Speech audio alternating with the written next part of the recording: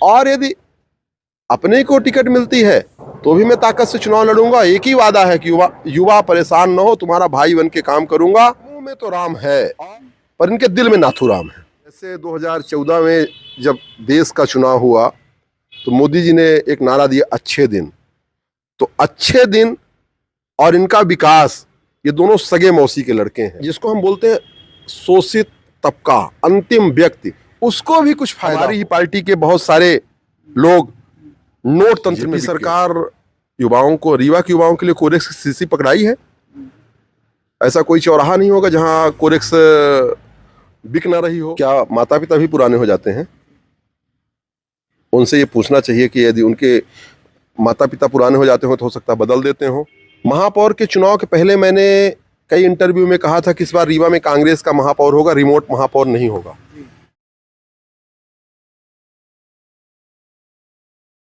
नमस्कार, मैं हूं निशान मिश्रा और आप देख रहे हैं रीवा स्टोरी मीडिया। दोस्तों, मध्य प्रदेश में विधानसभा चुनाव महज कुछ ही महीनों में होने वाले हैं।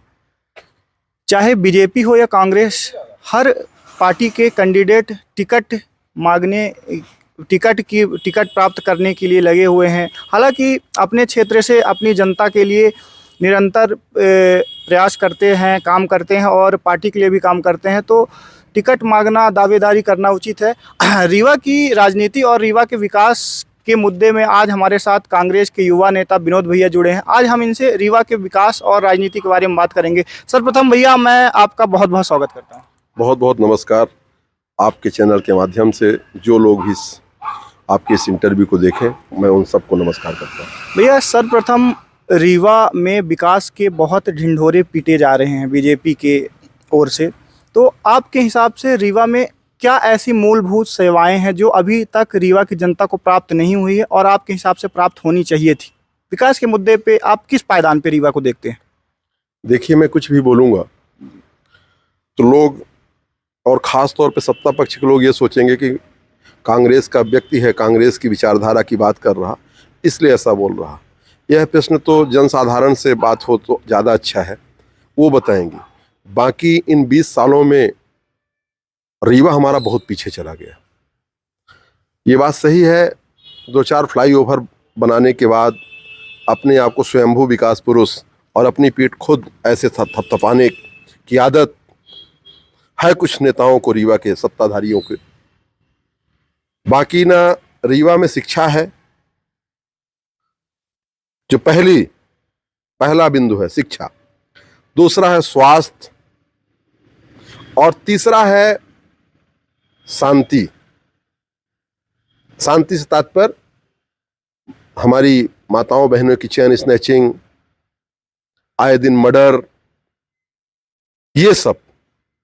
तो विकास शब्द इनके ठीक उसी तरह से है जैसे 2014 में जब देश का चुनाव हुआ तो मोदी जी ने एक नारा दिया, अच्छे दिन।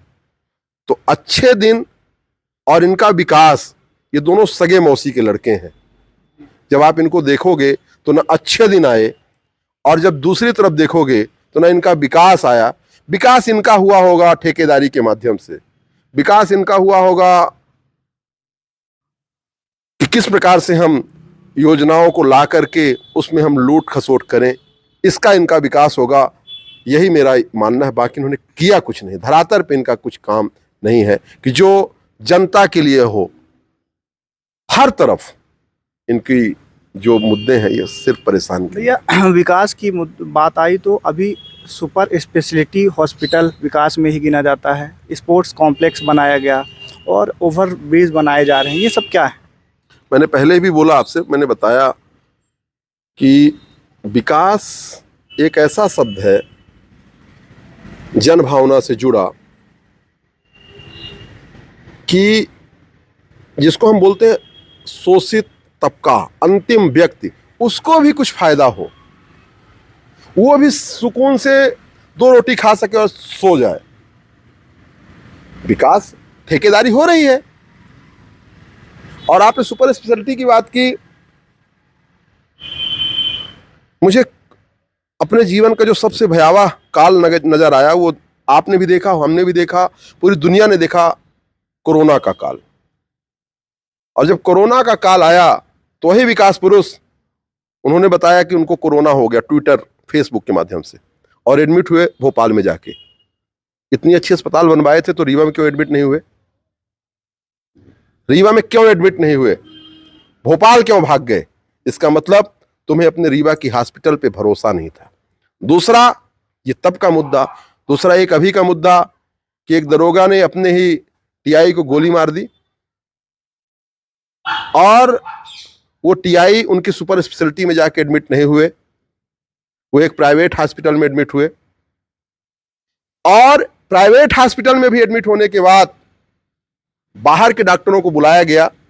अच्छी बात है, उनका जीवन सकुशल है, हम लोग ईश्वर से दुआ करते हैं बहुत दिनों तक जिए। तो बात हो रही थी सुपर स्पेशलिटी की, तो खोखला वादा पूरा रीवा देखा है। तो झूठे झूठे वादे हैं, यही इनका विकास है और इससे ज़्यादा इनका कुछ नहीं है। भैया, बीजेपी गाय को, गौ माता को लेके, हालांकि हर चुनाव में गौ माता का, ये गौशाला और गौ माता का एक मुद्दा बनाया ही जाता है, तो ये इसमें हर पार्टी वादा भी करती है, कई वादा करती है।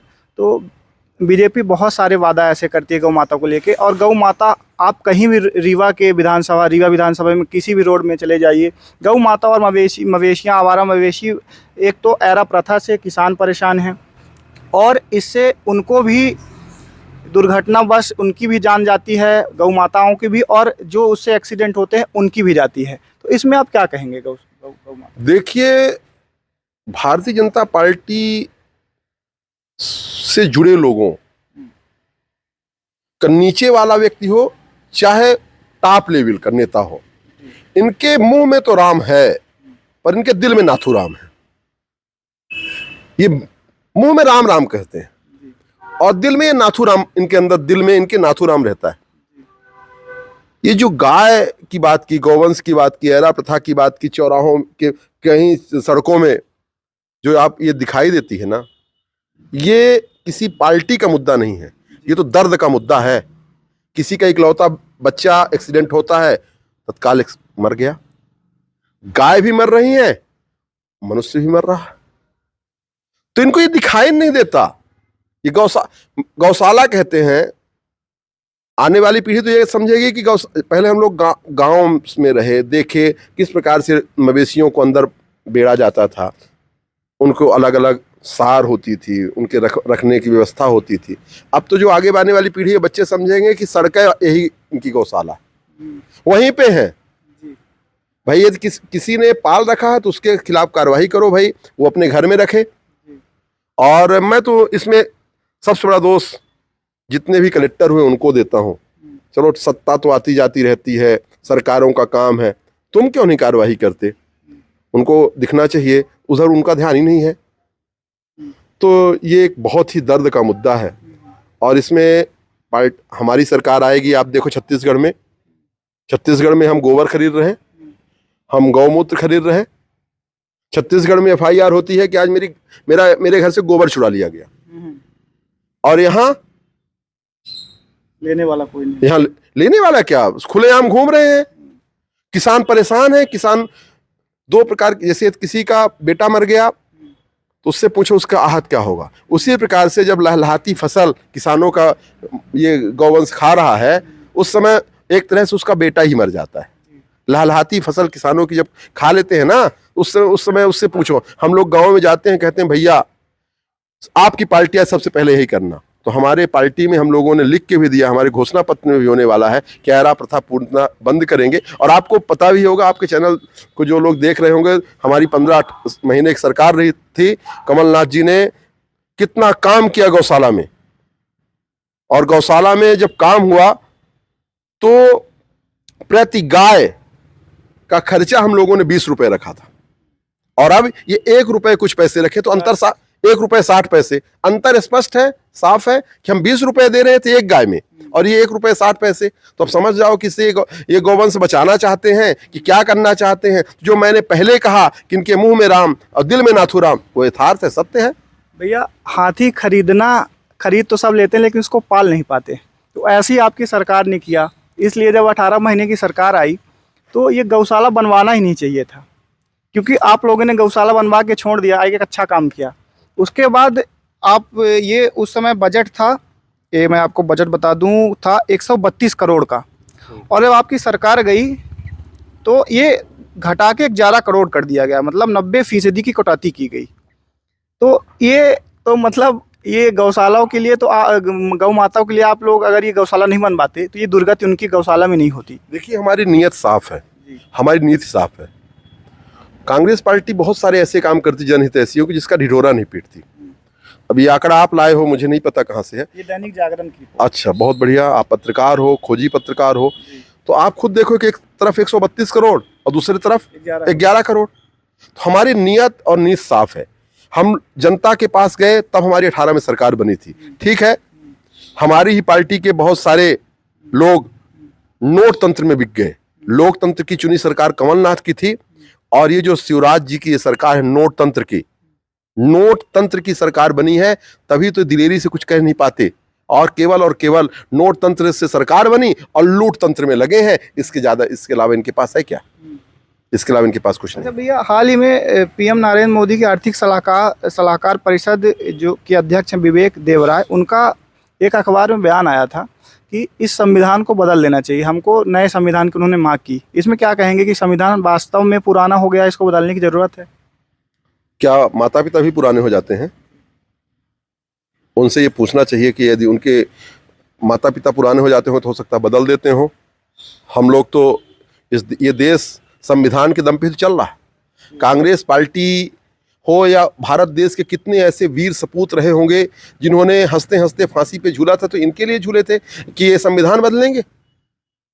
किस प्रकार से आज़ादी मिली इस देश को, क्योंकि इस आज़ादी की पीड़ा में इनका कोई योगदान नहीं है। इनके कोई पूर्वज कभी फांसियों में नहीं झूले। हम लोग कांग्रेस की विचारधारा के लोग हैं, और बार बार कहने की जरूरत नहीं है ये आज़ादी कितनी तपस्या से मिली है। और उस आज़ादी की जब मिली और मिलते ही भारत देश में संविधान बनाया डॉक्टर भीमराव साहब अंबेडकर जी के नेतृत्व में, पंडित जवाहरलाल नेहरू, सरदार वल्लभ भाई पटेल। तो इसके लिए संविधान बना था कि आएंगे और बदलेंगे। ये भारत देश है, भारत देश के लोग सबसे ज्यादा किसी पे प्यार करते हैं तो अपने संविधान से प्यार करते हैं, क्योंकि लोकतांत्रिक देश है। इन्होंने झूठ के दम पे, इन्होंने गुमराह करके सत्ता पाली है। आप देखते जाओ, यकीन है मुझे खुद यकीन है कि जो काठ की हांडी है ना, बार बार नहीं चढ़ती। कहाँ गए 15 लाख, कहाँ गए 2 करोड़ रोजगार, कहाँ गया इनके जितने ये वादे करते थे। अब तो उनके पास केवल ये है भारत और पाकिस्तान, ठीक है, हिंदू और मुसलमान, ठीक है ना। युवा उनको दिखाई दे रहा, हर तबका परेशान है। तो ये संविधान और विधान की बात जो बदलने की कर रहे हैं, ये खुद बदल जाएंगे। ये अपने बाप को बदलें, संविधान नहीं बदल पाएंगे। हाल ही में बिंद की राजनीति में एक परिवर्तन देखा गया है। राजेंद्र शुक्ल जी को, बिंद से राजेंद्र शुक्ल जी को मंत्री, और महाकाल से गौरी शंकर बिसेन को, और बुंदेलखंड से राहुल लोधी को बनाया गया है। तो इसमें आप महज 1.5 महीने के लिए मंत्री बनाया गया है, मंत्री पद दिया गया है। तो इसमें आप बिंद की राजनीति में क्या प्रभाव देखते हैं? बिंद की राजनीति में तो कोई प्रभाव नहीं है। ये लड़ाई है, राजेंद्र शुक्ला जी का हिसाब किताब नहीं हुआ था शिवराज सिंह से। शिवराज सिंह चौहान जी मांगते रहोगे कि भैया हमारा जो पैसा है पहुंचाओ, ये बोलते रहोगे जब तक नहीं बनाओगे तो नहीं देंगे। ये इनका कमीशन का आपस में रहा होगा से, ठीक। और मेरा ऐसा मानना है कि राजेंद्र शुक्ला जी पांव पड़े होंगे कि भैया हम लड़ने के लायक भी नहीं है। उनको पता है कि चुनाव हार जाएंगे, तो जब कमीशन सेट और ये सब सारी चीज रही होगी तो मंत्री बनाए। ये बताइए काहे का मंत्री? न विधानसभा चलने वाली, न कुछ ऐसा होने वाला, और इनको खुद नहीं मंत्री बनना था। उनके समर्थन में जो लोग हैं, समर्थक हैं, वो बोल रहे हैं कि जो मंत्री 5 साल में नहीं कर पाते हो, हमारे शुक्ल जी 1.5 महीने में महज कर देंगे। बोलने की तो बातें हैं। मैंने बताया कि राम और नाथूराम कर दें 1.5 महीने में ना। क्या चमत्कार करेंगे क्या कोई?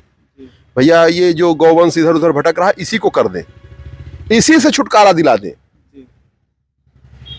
किसानों का गेहूं का दाम 3,000 रुपए प्रति कुंटल कर दें।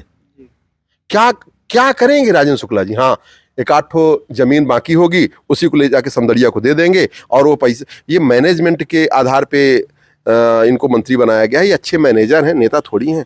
इसलिए मुझे जो लगता है इनका खुद का कल्याण हो, है ना, बाकी जनता का क्या कल्याण होना है वो तो कुछ दिखाई नहीं। मैं अपने चैनल और आपके माध्यम से रीवा के युवाओं का एक प्रश्न है। रीवा के युवाओं का आप क्या विकास देखते हैं कि उनको मूल विकास जो उनका होना चाहिए, डेवलपमेंट, वो हुआ है कि नहीं हुआ है? बीजेपी सरकार युवाओं के लिए क्या कुछ की है? बीजेपी सरकार युवाओं को, रीवा के युवाओं के लिए कोरेक्स की शीशी पकड़ाई है। ऐसा कोई चौराहा नहीं होगा जहां कोरेक्स बिक ना रही हो। यदि भारत देश की राजधानी दिल्ली है, मध्य प्रदेश की राजधानी भोपाल है, तो कोरेक्स की राजधानी रीवा है। मैं पहले भी कह चुका हूं, फिर से कह रहा हूं कि यदि वो फ्लाईओवर का ठेका लेते हैं, श्रेय लेते हैं कि इसको मैं बनवाया हूं, छाती पीटते हैं, तो कोरेक्स की शीशी का जो रीवा में हर चौथा बच्चा कोरेक्स पी रहा है, उस पिता से पूछो जिसका बेटा कोरेक्स पी रहा है, तो उसका कोरेक्स की शीशी जो पी रहे हैं बच्चे, उनका श्रेय विनोद शर्मा को दोगे, हम इनको दे दो है? इसका पाप पड़ेगा राजेंद्र शुक्ला जी को। और मैं दावे के साथ कह सकता हूं कि यदि उसका श्रेय लेते हैं कि ये फ्लाईओवर मैंने बनवाया, ये काम मैंने किया, तो इसका भी श्रेय वो ले लें कि ये कोरेक्स उनके संरक्षण में बिक रहे हैं। लास्ट के दो प्रश्न। आपको अगर कांग्रेस पार्टी रीवा विधानसभा से चुनाव लड़ने का मौका देती है तो आपकी क्या आगे की भविष्य की प्लानिंग से क्या कुछ रीवा की जनता के लिए आप करेंगे, युवाओं के लिए करेंगे, जो कुछ बीजेपी सरकार नहीं कर पाई है? क्या आपकी विजन है? देखो निशांत, मैं कोई तैयारी नहीं करता जी। आपका फोन आया कि भैया आपका इंटरव्यू लेना है, कोई हमारी आपसे वैसी तो बात नहीं थी। हम बोले आ जाओ, मैं बैठा हूं, पार्टी के लिए लगा हूं, जनता की सेवा करना हमारा उद्देश्य है। महापौर के चुनाव के पहले मैंने कई इंटरव्यू में कहा था कि इस बार रीवा में कांग्रेस का महापौर होगा, रिमोट महापौर नहीं होगा। कांग्रेस का महापौर बना। आपके चैनल के माध्यम से और कई पत्रकारों से सबसे बोल रहा हूं कि आगामी चुनाव में रीवा में कांग्रेस का विधायक होगा। जरूरी नहीं कि टिकट विनोद शर्मा पाए या टिकट कौन पाए, कांग्रेस का चुनाव चिन्ह हाथ का पंजा है। जनता परेशान है, युवा परेशान है, त्राही त्राही मची है। तो जो आगामी रिजल्ट आएगा वो जनता अपना विधायक कांग्रेस का रीवा में इस बार बनाएगी, ये मुझे पूर्णतः भरोसा है। और यदि अपने को टिकट मिलती है तो भी मैं ताकत से चुनाव लड़ूंगा। एक ही वादा है कि युवा परेशान न हो, तुम्हारा भाई बन के काम करूंगा।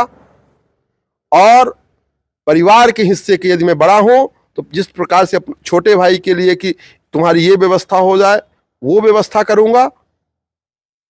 और यदि दूसरा व्यक्ति यहां कांग्रेस से टिकट पाता है और विधायक वो बनेगा, तो उससे भी यही कहूंगा कि आप सबसे पहला युवा का मेन मुद्दा लेके चलो। हमारे अगल बगल फैक्ट्रियां हैं, ये फैक्ट्रियां केवल शोषण करने के लिए बनी है क्या?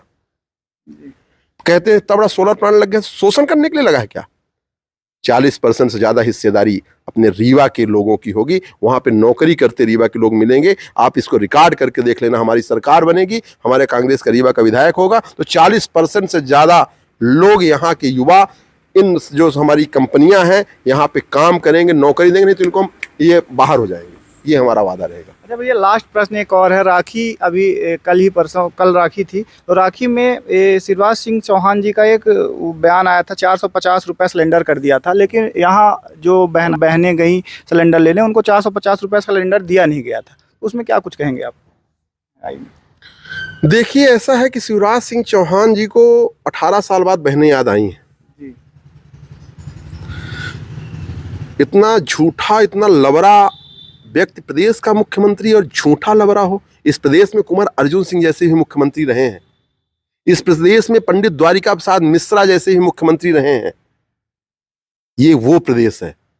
लबरा मुख्यमंत्री शिवराज सिंह चौहान और हमारे तरफ से जो कमलनाथ जी हैं, दोनों का अंतर साफ है। कमलनाथ जी का विजन साफ है और शिवराज सिंह चौहान ये 250, 450 सावन का आखिरी दिन और सावन में सिलेंडर मिलेगा। तो मैं इनको झूठ बोलो, बार बार बोलो, तब तक बोलो जब तक ये झूठ सच ना हो जाए। इसके लिए ये काम करते हैं। बाकी मैं आपको निशान जी बता दूं कि शिवराज सिंह चौहान जी की विदाई फेयरवेल पार्टी नवंबर में तय है, और ये हम नहीं कह रहे हैं, ये मध्य प्रदेश की जनता कह रही है। भैया एक अंतिम प्रश्न मेरा आपसे था, अभी राजस्थान में अमित शाह की एक रैली हुई थी गंगापुर में, वहाँ जो भीड़ रहती है, जनता रहती है, वो राहुल गांधी के नारे लगा रहे थे, अशोक गहलोत के नारे लगा रहे थे। तो अमित शाह ने ये बोला कि ये कुछ राहुल गांधी के भेजे हुए आदमी हैं। तो क्या मैं आपसे पूछना चाहता हूँ, जब राहुल गांधी जी के उसमें मतलब सभा में मोदी जी के नारे लगते हैं, तो क्या मोदी जी भेजते हैं? देखिए, राहुल गांधी जी की भारत जोड़ो यात्रा के बाद उनकी जो तस्वीर है, उनका जो व्यक्तित्व है, उनकी जो शख्सियत है, वो पूरा देश जाना। हम जैसे लोग तो उनके दीवाने हैं। क्यों? यदि राहुल जी न होते तो हम जैसा युवा आज सक्रिय राजनीति में अपनी भूमिका अदा न कर रहा होता। उन्होंने दरवाजा खोला उन लोगों के लिए जो नेता पुत्र नहीं है।